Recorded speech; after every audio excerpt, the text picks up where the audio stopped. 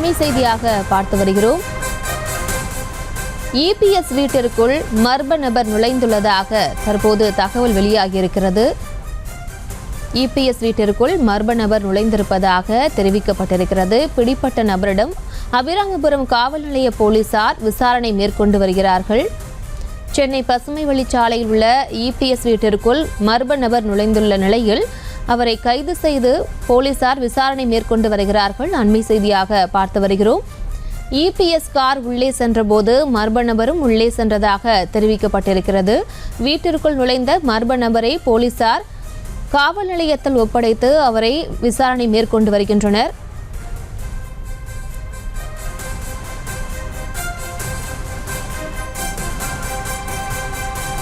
இது தொடர்பான மேலும் விவரங்களை செய்தியாளர் லதா வழங்கிட கேட்கலாம். லதா, வணக்கம். மேலும் விவரங்கள். பிரியங்கா, வணக்கம். எடப்பாடி பழனிசாமி, அதிமுகவினுடைய பொதுச் செயலாளர் எடப்பாடி பழனிசாமி வெளியே சென்று விட்டு இன்று சென்னை பசுமை வழிச்சாலையில் இருக்கக்கூடிய அவருடைய இல்லத்திற்கு வீடு திரும்பி இருக்கிறார்.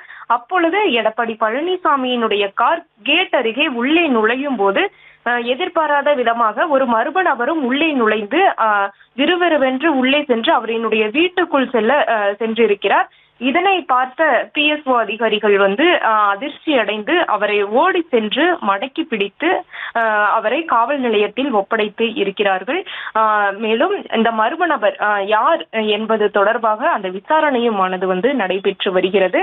ஏன் அந்த மர்ம நபர் அந்த வீட்டிற்குள் உள்ளே நுழைந்தார், யார் அவர் என்பது தொடர்பாக காவல்துறையினர் விசாரணை மேற்கொண்டு வருகிறார்கள். தற்பொழுது அந்த மர்ம நபர் அபிராமபுரம் காவல் நிலையத்தில் ஒப்படைக்கப்பட்டு இருக்கிறார்.